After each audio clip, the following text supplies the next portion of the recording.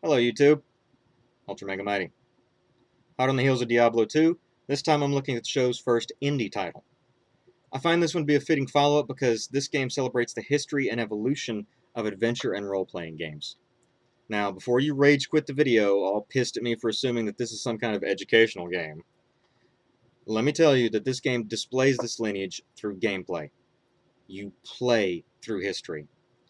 It'd be like a first-person shooter, starting with Doom and going all the way up through modern cover-based shooters, except that one would be very brown and disappointing near the end. Welcome, ladies and gentlemen, to Evoland. A magical land where you're a hero because reasons that is also apparently black and white and less than 8 bits in graphics quality. Don't worry too much, the game really does start on an odd note, forcing you to find treasure chests to unlock all the features that you'll eventually have. And you have to unlock everything. Save points, shopkeepers, innkeepers, party members, graphics, sound effects, music, unhelpful townspeople, actual hit points, children that play with explosives, the flimsy story, the cliche-filled dialogue, a card game, children that play with explosives. I said that before. I think I've made my point. You don't even have a story when you start. You can only move in one direction, and just like the band, it forced me to go in the other direction. In short order, you've acquired enough upgrades to make things look like a full-fledged basic adventure game, complete with an incredibly simple story. Now, if everything in the game, dialogue or otherwise, feels incredibly cliché to you, that's because it is. To be fair though, Evoland isn't trying to tell you a story, or at least not the kind you think.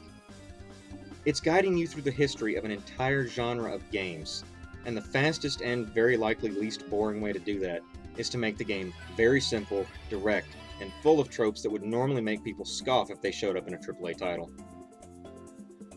As you progress, you'll see the gameplay go from feeling like Zelda, to Final Fantasy VI, to Final Fantasy VII, and even a short bit for the Diablo fans out there, right down to the shitty, useless loot. References to the games that this one takes inspiration from are everywhere, and go from blatantly obvious, like several of the monsters you fight, to somewhat clever, like the name of the area with the Diablo gameplay.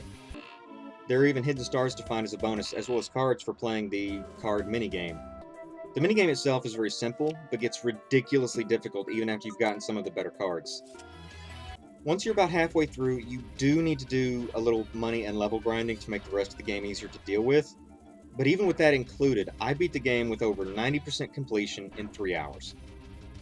Obviously, I missed some of the hidden stuff, but really, you can get the meat and potatoes of the game experience without it. There really isn't much replay value here, but the game isn't expensive either. If you like adventure games or RPGs, or both, and if you're feeling like a nostalgic, interactive tour of gaming history, I'd recommend it. I know this review is really short, but so is Evoland. So that's it for this one. See you next game.